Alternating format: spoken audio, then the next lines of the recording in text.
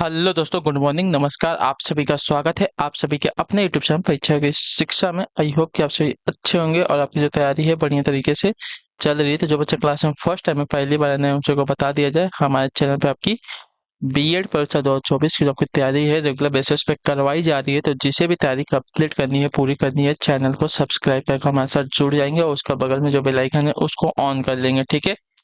Class का जो समय है देख लीजिए।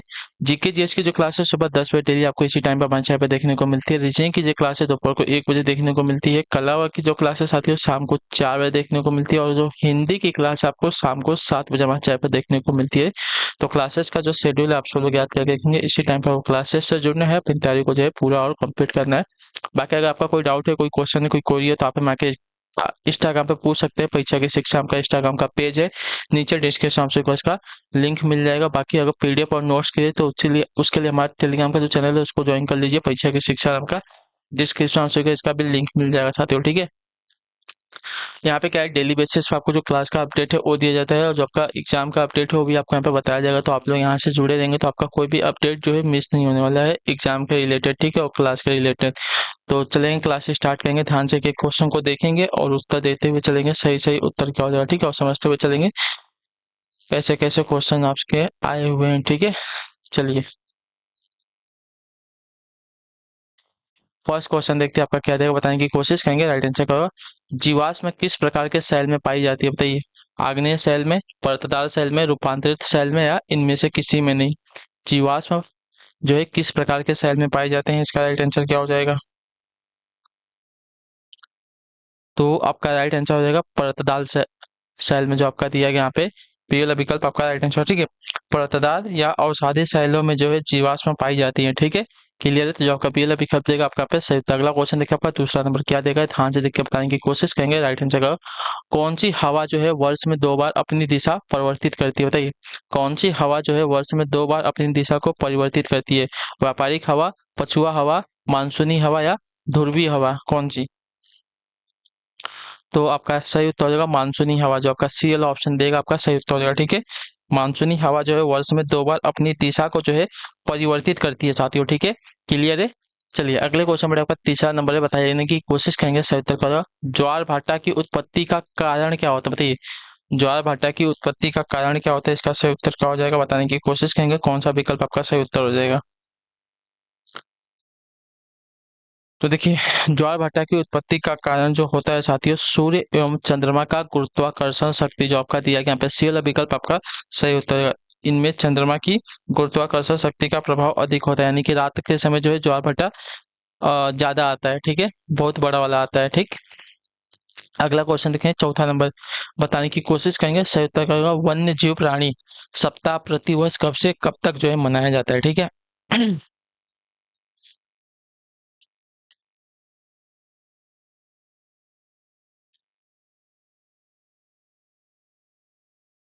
चलिए, वन्य प्राणी सप्ताह प्रतिवर्ष कब से कब तक मनाया जाता है, इसका सही उत्तर क्या हो जाएगा। तो देखिए, वन्य प्राणी सप्ताह प्रतिवर्ष जो है 1 से लेकर 7 अक्टूबर के बीच में जो है मनाया जाता है। ठीक है, क्लियर हो गया इसके बारे में। उसका उद्देश्य जो है वन्य जीव व पर्यावरण की सुरक्षा को जागरूक करना है। ठीक है, तो जो आपका दिया गया यहाँ पे ए वाला ऑप्शन आपका राइट आंसर है। वन्य प्राणी सप्ताह प्रतिवर्ष जो है 1 से लेकर 7 अक्टूबर तक जो है मनाया जाता है। ठीक, अगला है आपका पांचवा नंबर क्वेश्चन, बताने की कोशिश करेंगे। सही उत्तर, उत्तर प्रदेश की कुल आबादी भारत की कुल आबादी का कितना है, हमको ये बताना है। ठीक है, प्रतिशत में। उत्तर प्रदेश की कुल आबादी जो है भारत की आबादी का कुल कितना प्रतिशत है। तो आपका राइट आंसर यहाँ पे हो जाएगा 16.4%, जो आपका दिया गया यहाँ पे ये वाला विकल्प आपका सही उत्तर हो जाएगा। ठीक है, उत्तर प्रदेश की कुल आबादी जो है भारत की आबादी का 16.4% है। ठीक है, क्लियर है।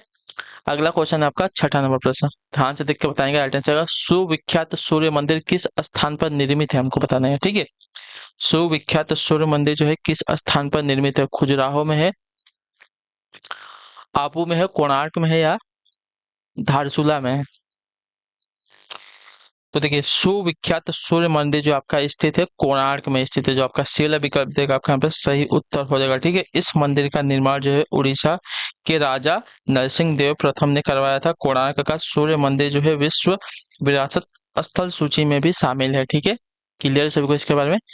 चलिए अगला क्वेश्चन देखते हैं आपका 7वां नंबर प्रश्न। ध्यान से देख के बताने की कोशिश करेंगे। सही उत्तर होगा, किस सिख गुरु ने खालसा पंथ की स्थापना की थी? बताइए, किस सिख गुरु ने खालसा पंथ की स्थापना की थी? इसका सही उत्तर क्या हो जाएगा? तो देखिए, आपका राइट आंसर हो जाएगा साथियों, गुरु गोविंद सिंह ने। सिख के 10वें और अंतिम गुरु थे, ठीक है, सिखों के 10वें और अंतिम गुरु गुरु गोविंद सिंह ने जो है खालसा पंथ की स्थापना की थी, ठीक है। तो जो आपका दिया गया यहाँ पे बी वाला विकल्प आपका यहाँ पे राइट आंसर हो जाएगा, ठीक। क्लियर होगा इसके बारे में।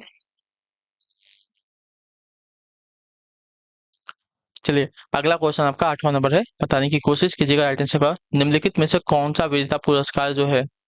तो ये इकबाल सम्मान, द्रोणाचार्य पुरस्कार, परमवीर चक्र या भारत रत्न है? तो देखिए, यहाँ पे जो दिया गया है परमवीर चक्र आपका एक वीरता पुरस्कार है, जो आपका दिया गया सी वाला विकल्प आपका सही उत्तर हो जाएगा, ठीक है। क्लियर है। अन्य वीरता पुरस्कार देखिए आपके अशोक चक्र, महावीर चक्र, कीर्ति चक्र, वीर चक्र और शौर्य चक्र होते हैं। ये वीरता पुरस्कार जो है वर्ष में 2 बार गणतंत्र दिवस और स्वतंत्रता दिवस पर घोषित किए जाते हैं, ठीक है। क्लियर सभी को। चलिए अगला क्वेश्चन देखते हैं आपका 9वां नंबर क्वेश्चन, बताने की कोशिश करेंगे। तो भारत का सबसे बड़ा गन्ना उत्पादक राज्य कौन सा? बताइए, भारत का सबसे बड़ा गन्ना उत्पादक राज्य कौन सा है यहाँ पर? तो देखिए, आपका जो दिया गया है उत्तर प्रदेश राज्य, सी वाला विकल्प आपका सही उत्तर होगा, ठीक है। भारत का सबसे बड़ा गन्ना उत्पादक राज्य आपका उत्तर प्रदेश राज्य है, ठीक है। क्लियर सबको इसके बारे में। ठीक है, अगला क्वेश्चन आपका 10वां नंबर क्वेश्चन, बताने की कोशिश करेंगे। सही उत्तर का जो देवदास, पुस्तक देवदास के लेखक कौन? बताइए, पुस्तक देवदास के लेखक की बात कर रहा है, कौन हो जाएंगे साथियों? तो देखिए, देवदास के लेखक आपके शरत चंद्र चट्टोपाध्याय हैं, ठीक है। जो आपका बी वाला ऑप्शन देगा आपका राइट आंसर हो जाएगा, ठीक है। क्लियर से इसका है, पुस्तक देवदास के लेखक आपके शरत चंद्र चट्टोपाध्याय हैं, ठीक है। क्लियर है। चलिए यहाँ तक सभी का क्लियर है। अगला क्वेश्चन देख लेते हैं आपका 11वां प्रश्न, ठीक है। क्या दिया गया है ध्यान से देखिएगा, बताने की कोशिश कीजिएगा। राइट आंसर का कलपक्कम में स्थित है क्या? बताइए, कलपक्कम में क्या स्थित है? तेल संशोधनशाला है, जल विद्युत शक्ति गृह है, परमाणु ऊर्जा केंद्र है या परमाणु परीक्षण स्थल है? क्या है कलपक्कम में, क्या स्थित है? इसका सही उत्तर क्या हो जाता है? देखिए, कलपक्कम में आपका एक परमाणु ऊर्जा केंद्र स्थित है, ठीक है। जो आपका दिया गया सी वाला विकल्प आपका सही उत्तर होगा, ठीक है। क्लियर से होगा इसके बारे में। कलपक्कम में आपका परमाणु ऊर्जा केंद्र स्थित है, ठीक है। कलपक्कम जो है तमिलनाडु का एक शहर है, ठीक है। अगला क्वेश्चन देखते हैं आपका 12 नंबर प्रश्न, बताने की कोशिश कीजिएगा राइट आंसर का। देश में मुद्रा की आपूर्ति को नियंत्रित करता है कौन? बताइए, देश में मुद्रा की आपूर्ति को कौन नियंत्रित करता है? तो देखिए, देश में मुद्रा की आपूर्ति को नियंत्रित करता है आपका भारतीय रिजर्व बैंक, जो आपका दिया गया यहाँ पे ये वाला विकल्प आपका सही उत्तर हो जाएगा, ठीक है। क्लियर से होगा इसके बारे में। भारतीय रिजर्व बैंक जो है देश का केंद्रीय बैंक और देश के सभी बैंकों का संचालक है, ठीक है। भारतीय रिजर्व बैंक की स्थापना आपकी 1 अप्रैल 1935 व इसका राष्ट्रीयकरण जो है 1 जनवरी 1949 को किया गया था, ठीक है। क्लियर से होगा इसके बारे में। चलिए अगले क्वेश्चन बढ़े आपका देखें 13 नंबर प्रश्न, ध्यान से देखिएगा, बताइएगा राइट आंसर होगा मगध साम्राज्य का अंतिम शासक कौन था? बताना है हमको, ठीक है। मगध साम्राज्य का अंतिम शासक कौन था? इसका सही उत्तर क्या हो जाएगा?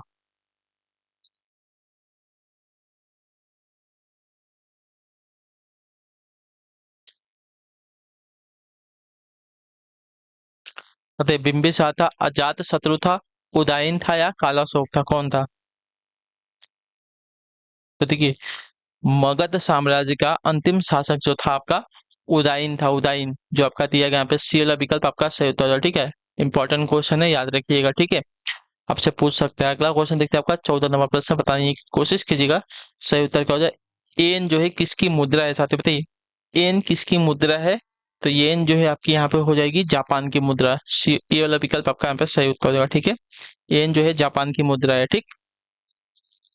अगला है आपका 15 नंबर प्रश्न, बताने की कोशिश करेंगे राइट आंसर का। रॉबर्ट कैलिंगेल की पुस्तक the man who knew infinity किसकी जीवनी? बताइए, रॉबर्ट कैलिंगेन की पुस्तक जब the man who knew infinity किसकी जीवनी है साथियों? इसका सही उत्तर क्या हो जाएगा?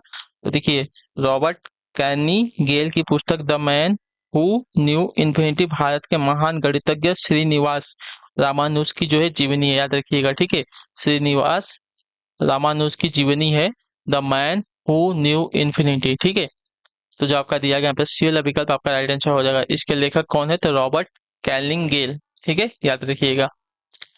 अगला क्वेश्चन देखते हैं आपका 16 नंबर, बताने की कोशिश कीजिएगा, राइट आंसर क्या हो जाएगा। निम्नलिखित में से कौन सा खाद्य सुरक्षा प्रणाली का एक घटक है, बताइए। इसका सही उत्तर क्या है? निम्नलिखित में से कौन सा जो है खाद्य सुरक्षा प्रणाली का एक घटक है, तो आपका यहाँ पे राइट आंसर क्या हो जाएगा साथियों। सुरक्षित भंडार, न्यूनतम समर्थन मूल्य, उचित मूल्य की दुकानें या मध्याह्न भोजन। तो देखिए, आपका जो दिया गया है सुरक्षित भंडार, जो आपका दिया गया यहाँ पे ए वाला विकल्प आपका राइट आंसर हो, ठीक है। सुरक्षित भंडार जो है आपका खाद्य सुरक्षा प्रणाली का एक घटक है, तो जो आपका ए वाला विकल्प देगा आपका यहाँ पे राइट आंसर हो जाएगा, ठीक है। क्लियर सभी को इसके बारे में। चलिए, अगला क्वेश्चन आपका 17 नंबर प्रश्न है, बताने की कोशिश करेंगे, सही उत्तर क्या हो जाएगा। भारत में ग्रामीण क्षेत्र के लिए आवश्यक औसत कैलोरी कितनी है, बताइए। भारत में ग्रामीण क्षेत्र के लिए आवश्यक औसत कैलोरी कितनी है। तो देखिए, भारत में ग्रामीण क्षेत्रों के लिए आवश्यक कैलोरी की जो मात्रा होती है कितनी होती है, 2400 होती है, जो आपका दिया गया डी वाला विकल्प आपका राइट आंसर है। जबकि शहरी क्षेत्रों के लिए यह जो है आपकी 2100 है, ठीक है। न्यूनतम कैलोरी उपभोग के आधार पर प्रति व्यक्ति आय यानी कि मौद्रिक मांग का जो निर्धारण किया जाता है, ठीक है। तो ग्रामीण क्षेत्रों में आवश्यक औसत कैलोरी आपकी 2400 है और शहरी लोगों के लिए आपकी 2100 है, ठीक है। अगला क्वेश्चन देखिए आपका 18 नंबर, बताने की कोशिश करेंगे, सही उत्तर का। भारत के राष्ट्रपति को उनके कार्यकाल की समाप्ति से पूर्व महाभियोग करने के लिए किसकी अनुशंसा अनिवार्य है। इसका सही उत्तर क्या हो जाएगा। तो आपका राइट आंसर हो जाएगा संसद के दोनों सदनों की, जो आपका दिया गया डी वाला विकल्प आपका राइट आंसर, ठीक है। भारत के राष्ट्रपति को उनके कार्यकाल की समाप्ति से पूर्व महाभियोग करने के लिए संसद के दोनों सदनों की अनुशंसा अनिवार्य है, ठीक है। संविधान के अनुच्छेद 61 के तहत राष्ट्रपति पर संविधान का उल्लंघन करने पर संसद द्वारा महाभियोग चलाकर उसे जो है पद से हटाया जा सकता है, ठीक है। क्लियर है इसके बारे में। अगला क्वेश्चन देखते हैं आपका 19वां प्रश्न, ध्यान से देखिएगा, बताइएगा राइट आंसर क्या हो जाएगा। भारतीय संविधान में कितने प्रकार के न्यायिक आदेश है, बताइए। भारतीय संविधान में कितने प्रकार के आपके न्यायिक आदेश हैं, इसका राइट आंसर क्या हो जाएगा। तो देखिए, आपका राइट आंसर यहाँ पे हो जाएगा साथियों 5 प्रकार के न्यायिक आदेश है, ठीक है। जो आपका दिया गया ये वाला विकल्प आपका यहाँ पे राइट आंसर हो जाएगा, ठीक है। अनुच्छेद 32(2) के तहत सर्वोच्च न्यायालय जो आपका मौलिक अधिकारों के प्रवर्तन के लिए जो है परिस्थिति के अनुसार निम्न 5 प्रकार की रीट को जारी कर सकता है। बंदी, प्रत्यक्षीकरण, परमादेश, उत्प्रेषण, प्रतिषेध, अधिकार परीक्षा, ठीक है। ये 5 आपके न्यायिक आदेश आते हैं, ठीक है। क्लियर हो गया इसके बारे में।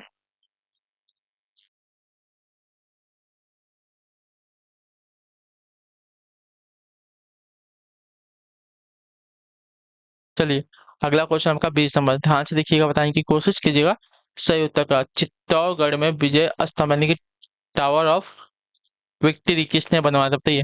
चित्तौड़गढ़ में विजय स्तंभ यानी कि टावर ऑफ विक्ट्री का निर्माण किसने करवाया था, किसने बनवाया था।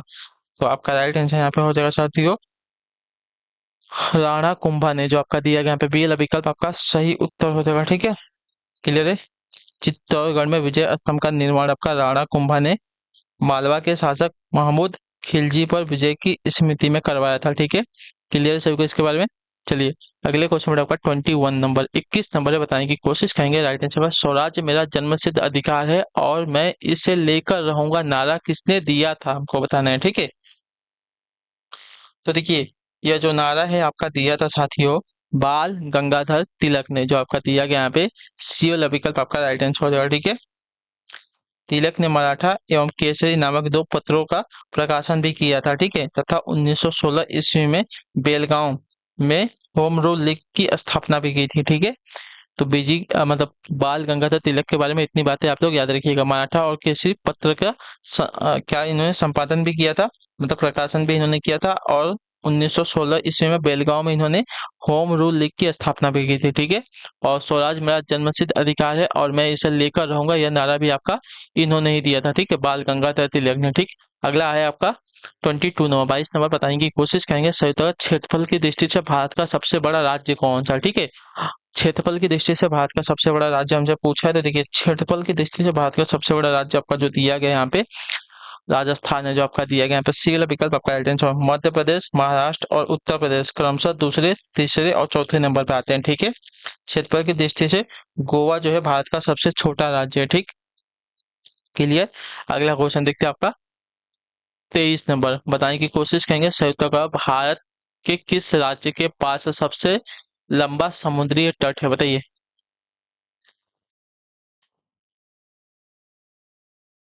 तो देखिए, आपका राइट आंसर हो जाएगा गुजरात राज्य के पास, जो आपका दिया गया बी वाला विकल्प आपका सही उत्तर हो जाएगा। ठीक है, भारत के गुजरात राज्य के पास जो है सबसे लंबा समुद्री तट है। ठीक है, जबकि आंध्र प्रदेश जो है दूसरे नंबर पे सर्वाधिक समुद्री तट वाला राज्य हो जाएगा। ठीक है, अगला है आपका 24 नंबर। बताने की कोशिश करेंगे संयुक्त अरब निम्नलिखित में से पौधे के किस भाग से कच्ची या कली विकसित होती है, बताइए।